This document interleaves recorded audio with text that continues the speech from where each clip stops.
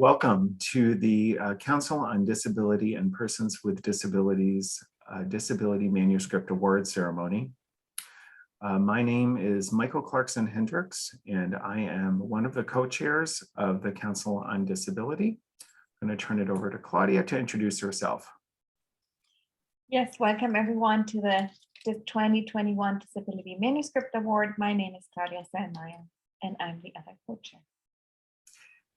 Our purpose today is to recognize our 2021 award recipients. I'm really excited to be able to share this information with you.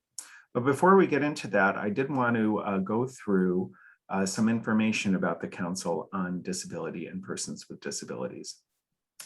The Council on Disability and Persons with Disabilities is a council of the Commission for Diversity and Social and Economic Justice as part of the Council on Social Work Education.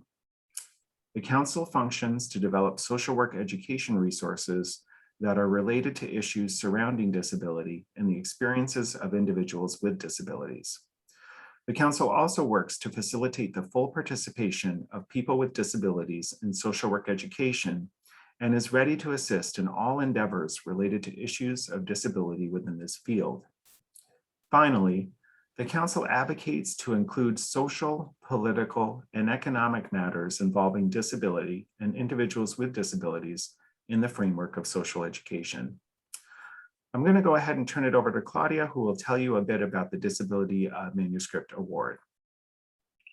So the Disability Manuscript Award recognizes scholarship that contributes to knowledge about disability, full participation of persons with disabilities, social, political, and economic issues related to disability and persons with disabilities, and social work education and curriculum materials focused on disability and persons with disabilities.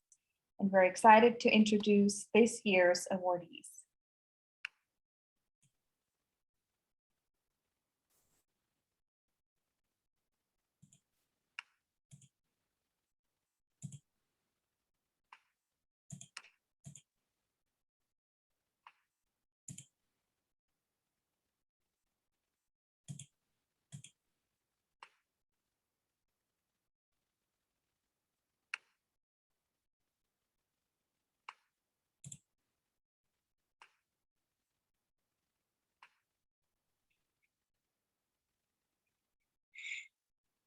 Well, I'm really excited to have here with us today Dr. Lisa O'Donnell. She and her team with Kathy Shezzy and Dr. Amy Laurie have submitted the award-winning manuscript for the Disability Manuscript Award. The title of the manuscript is Public Attitudes Towards Individuals with Bipolar Disorders. And we really want to take some time out for you, Dr. O'Donnell, to share a bit about the manuscript with us as part of our ceremony. So I'll turn it over to you. Okay, well, thank you very much. And yes, first of all, I would just like to thank the award committee. My co-authors and I are very grateful. So it's Kathy Chakey and Amy Laurie. And we are very grateful to the committee for this honor. It's very exciting. Obviously, it's a topic we're very passionate about, so it's exciting when other people are interested in it. So thank you very much. Yeah, I'll talk a little bit about the study itself, starting with background of why we think this topic is important. So individuals with bipolar disorder have high rates of employment difficulties.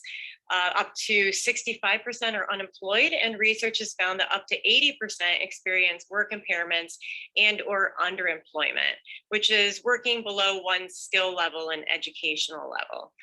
And one strategy that can be really helpful in the workplace is to disclose one's condition to request appropriate work accommodations, and also to help someone gain greater support at work.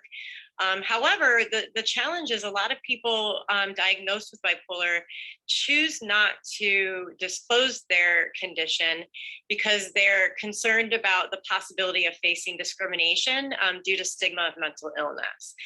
And so this brings me to the purpose of our study.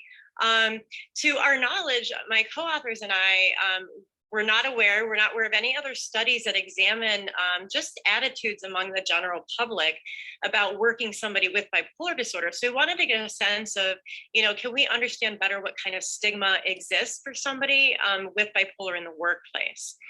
So what we did is we conducted a cross-sectional survey among the general US population using a Qualtrics survey. We recruited 618 individuals over the age of 18 who had some work history. And these participants were randomized to one of 12 versions of a vignette describing a hypothetical coworker demonstrating either depressive symptoms or hypomanic symptoms in the workplace. So that's kind of representing the highs and lows of bipolar disorder. And these participants were then asked to complete 22 questions, assessing their attitudes towards the individual in the vignette in 5 domains. So how socially acceptable they found them, their competency, reliability, how likely they were to be promoted or advanced in the workplace, and also how likely they would be to be demoted or lose their job. And so what we did is we conducted multiple linear regressions, thanks to Kathy, who did a lot of our stats. And we found that we found actually a lot of factors to be associated with the attitudes, but the strongest relationships were connected to a few factors that we found very interesting. So for a participant who has personal experience of knowing somebody with bipolar disorder, they had more positive attitudes. So they rated people as more socially acceptable, more competent, more reliable at work, and more likely to be more likely to advance in the workplace.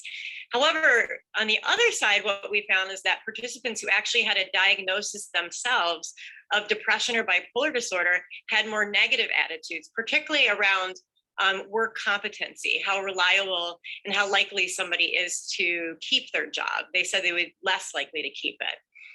And then lastly, another factor is that hypomanic symptoms were viewed more favorably than depressive symptoms. So the individuals, the hypothetical coworkers in the vignette who demonstrated depressive symptoms were associated with being more likely to lose their job than somebody with hypomanic symptoms.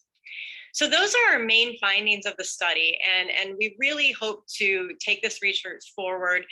Implications for these findings are that we hope to develop, educational and intervention efforts to improve work outcomes for individuals with bipolar disorder using this information. And that's it. Thank you.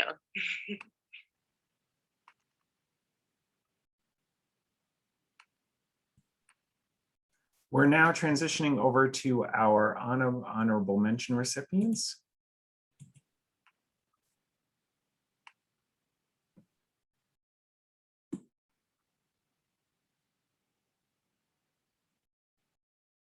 Now we would like to introduce our Disability Manuscript Award Honorable Mention for 2021.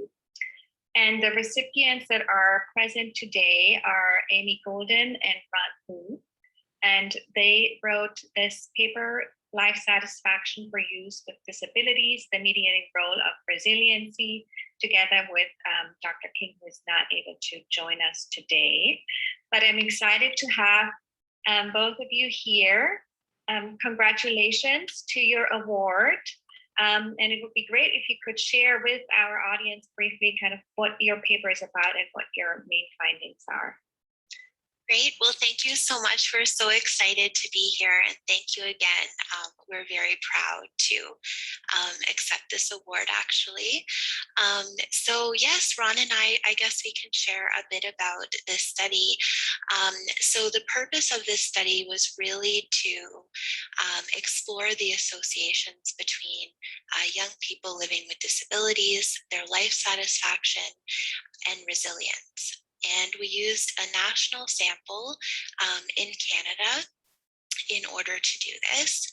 And we found that after adjusting for different aspects such as health status and stress levels and sociodemographic characteristics, we found that young people living with disabilities reported much lower level of life satisfaction than their peers.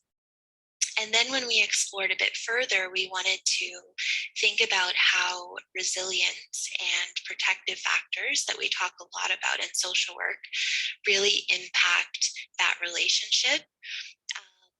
And what we found that was that resilience, which we conceptualized as the capacity for young people to navigate and negotiate resources, played a significant role in actually narrowing the gap in life satisfaction between disabled and non-disabled young people. And Ron, did you want to add some more? No, I think that was a wonderful summary. I guess maybe one thing I'd like to just add is just that Amy and I, we are in the same cohort in our PhD program. And this paper originally was really just a course assignment. And then we just kind of took it further to further explore, and we collaborated together. It's just a great process for us as well, together with Dr. King.